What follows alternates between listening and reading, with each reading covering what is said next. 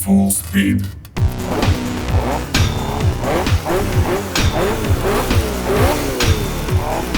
Burnout. Welcome to Bluegrass Garage on a little side quest from working on the first generation Lightning. Taking a day to do something here for my wife's Jeep. 2020 Jeep Wrangler. And one thing she's always hated is her radio. It's a little bitty, small little radio. You know, people like these big, ridiculous screens. So we are going to be installing this, it's this Tesla style radio, Generation 6, 12.1, yada yada. Anyway, that and a dash cam. Now, I'm not going to go and show you the whole installation process of this. There's some very good videos on YouTube from the company and some other companies that are way better than I could do. But I'm going to go ahead and install it and then go through it and see how we actually like it and talk about that. So here in just a second, this will be done for you. A few moments later. Boom, and just like that, we are done. So again, I'll link to a couple how-to videos on actually doing the install that I actually used. So I'm not gonna go through all that here, but let's just go over and let me tell you what I think about it now that it's done. I need to clean the screen since I've been having my hands all over it. But first of all, I wanna start with the boot up before I start the car. So just watch this.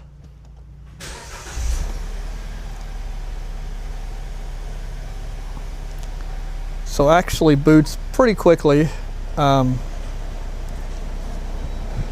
Takes a minute to get started.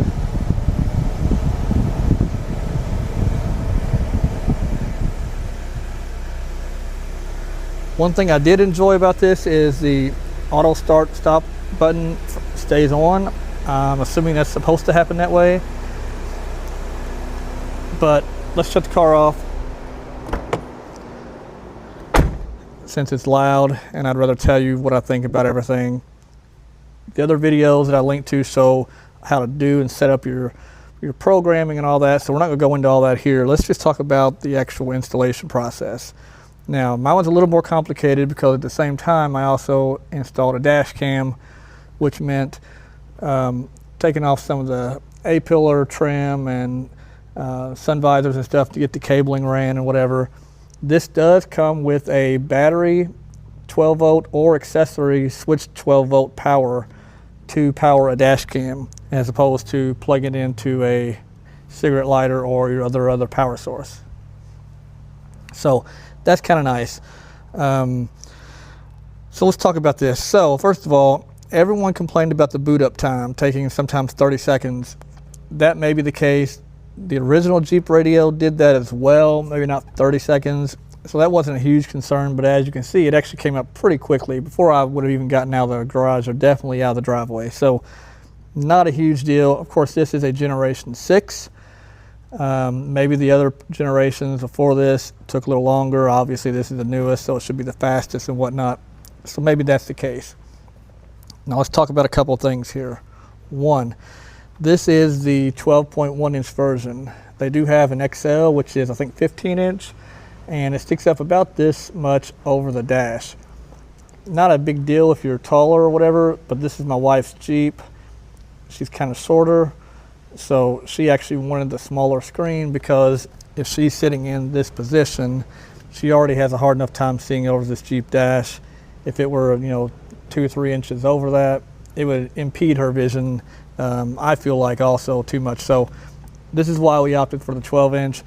Installation wise, it should be the same for the 15 inch. So not a big deal. And cost is not a whole lot different. So just your own preference there. There is a lot of cables. I should have taken a picture of it. So much wiring that has to go into, oh, stupid duck, a very small area behind this dash. That's probably the biggest challenge. If you're technically inclined and you can follow directions, hooking up the cables and all the wiring is not a huge deal, but stuffing it back there, I mean, as you can see, my hands were all over it. It's ridiculous. Maybe that's, they have no choice. I don't know, but I feel like that maybe they should offer a couple different wiring harnesses instead of one wiring harness for every different model, I'd pay a little extra, and then it wouldn't have all these extra cables that you don't need, and you'll see that once if you buy one. So that was a pain in the butt. These screws to hold this actually onto the bracket you mount to the back here, they're not long enough for one, so you only a couple threads actually catch, and then you can tighten it up. But the bracket behind there is not 100% stationary. So if you screw the bracket in and then all of a sudden you find your holes aren't lining up, well, that's why. So I had to actually loosen the bracket bolts just enough to where it can move a little bit, and then I was able to line the holes up. That was a little bit of a pain in the butt. Maybe not their fault, but something to keep in mind. Now, beyond that, I mean, those are some pretty big complaints. It really took me probably, I'm gonna say 3 hours to do this, counting the dash cam. So not ridiculous, and I'm not necessarily an audio installer, but I'm technical, and so that helped. If you know your way around tools and common sense and a little bit of ingenuity, you can make things work. All in all, we'll see how it works long term. Right now, I actually really like the way it looks. It's not ridiculous. I feel like the 15-inch may be a bit overboard, but to each his own. The fit looks decent.